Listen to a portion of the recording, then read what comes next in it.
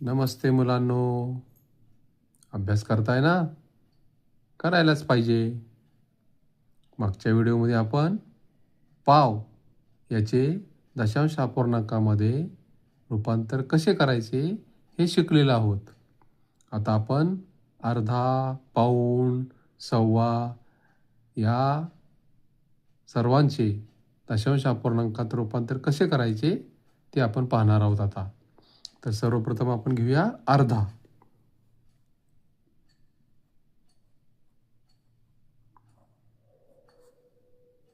आता अर्धा याचे व्यवहारी अपूर्णांकामध्ये लेखन कसे करायचे? तर अर्धा म्हणजे काय? तर 1/2. म्हणजे एखाद्या वस्तूचे जर 2 भाग केले, त्यापैकी आपण एक घेतला, म्हणजे 2 पैकी 1 घेतला म्हणजे तो झाला अर्धा. हा झाला व्यवहारी अपूर्णांक. परंतु आपल्याला या अर्धा याचं आपल्याला काय करायचं आहे? दशांश अपूर्णांकामध्ये रूपांतर करायचं आहे.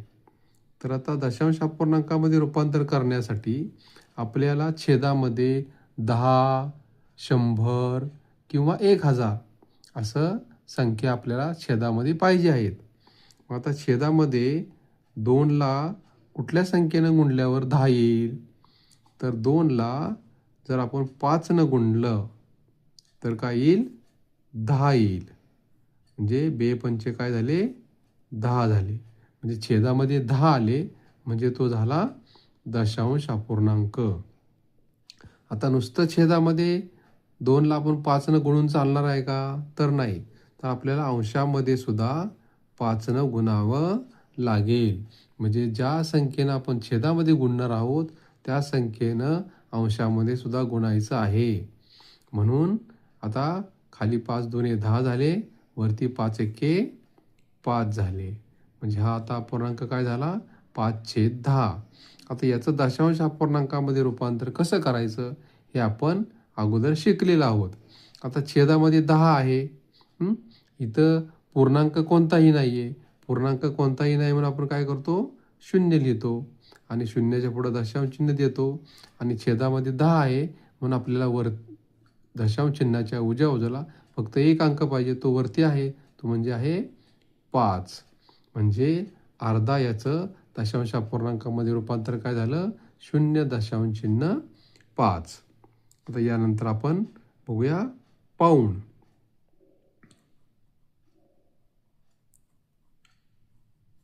आता पाऊण म्हणजे काय? तर समजा एखाद्या वस्तूचे आपण 4 भाग केले तर त्यापैकी जर आपण 3 भाग घेतले तर त्याला म्हणायचं पाऊण.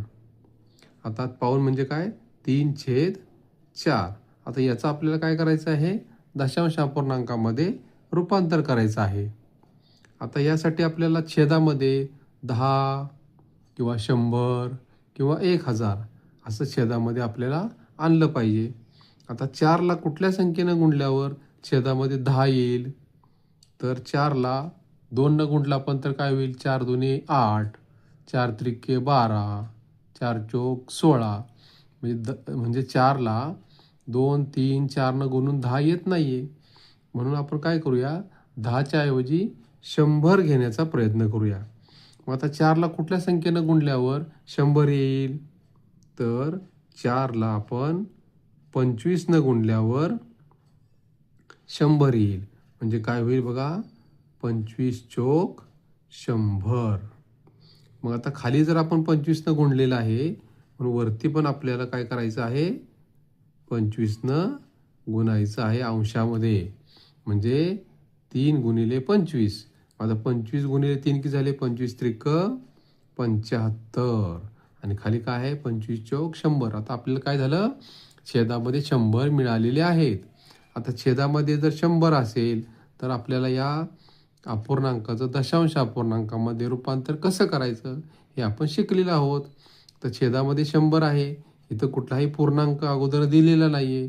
मग पूर्णांक नाही म्हणजे काय आहे? तो 0 आहे. मग शून्याच्या पुढं दशांश चिन्ह देऊया आपण आणि छेदामध्ये 100 आहे म्हणजे आपल्याला दशांश चिन्हाच्या उजवीकडं 2 अंक पाहिजेत.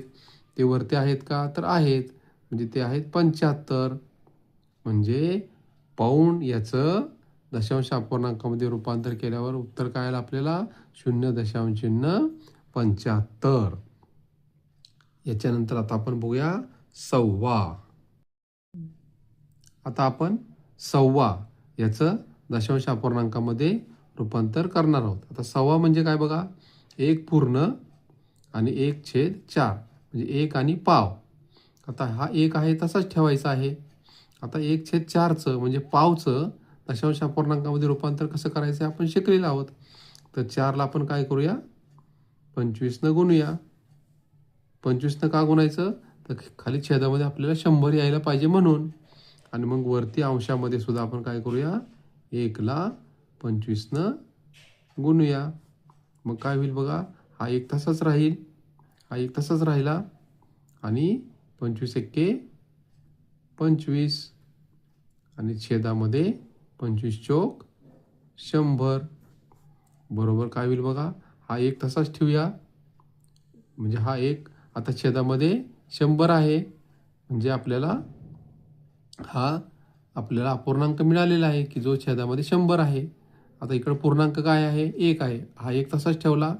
इथं दशांश चिन्ह देऊया आणि 100 आहे छेदामध्ये म्हणून आपल्या वर दशांश चिन्हाच्या उजवीकडे काय पाहिजे, 2 अंक पाहिजेत. ते वरती 2 अंक आहेत 25 म्हणजे 1.25 म्हणजे सव्वा म्हणजे काय झालं, 1.25.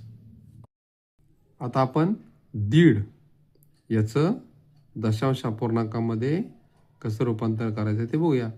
आता दीड म्हणजे काय बघा, दीड म्हणजे 1 पूर्ण आणि अर्धा. आता 1 पूर्ण आणि अर्धा. आता 1 पूर्ण आहे तो तसाच लिहून घेऊया आणि अर्धा म्हणजे काय असतं, अर्धा म्हणजे असतं 0.5. मग ते आपण 0.5 म्हणजे नुसतं 0.5 असं लिहिलं तरी चालणार आहे. म्हणजे दीड कसं झाला, दीड म्हणजे 1.1/2 म्हणजेच 1.5 आणि पुढं आहे 1.25. आता 1.25चं करूया आपण, 1.25. 1.25 म्हणजे काय, तर 1 पूर्ण आणि 3/4. 1.25 म्हणजे काय, 1 पूर्ण आणि 1 पूर्ण आणि पाऊण. आणि पाऊण म्हणजे काय असतो, 3/4. तर 1 पूर्ण आहे तो तसाच लिहायचा आहे आणि 3/4 म्हणजे पाऊण. पाऊणचं कसं लिहितो आपण, 0.75 म्हणजे 0.75. 1 पूर्ण आहे आणि पाऊण दशांश चिन्हाच्या पुढं 75. दीड म्हणजे काय, 1 पूर्ण आणि अर्धा म्हणजे दशांश चिन्हाच्या पुढं नुसता 5. तर अशा प्रकारे आपण अर्धा, पाऊण, सव्वा, दीड आणि 1.25 यांचं दशांश अपूर्णांकामध्ये रूपांतर कसं करायचं हे शिकलेलं आहोत. आता आपण जो उदाहरण संग्रह आहे पुढचा, तो आपण पुढच्या व्हिडिओमध्ये शिकणार आहोत. तोपर्यंत अभ्यास करा, प्रॅक्टिस करा. नमस्ते.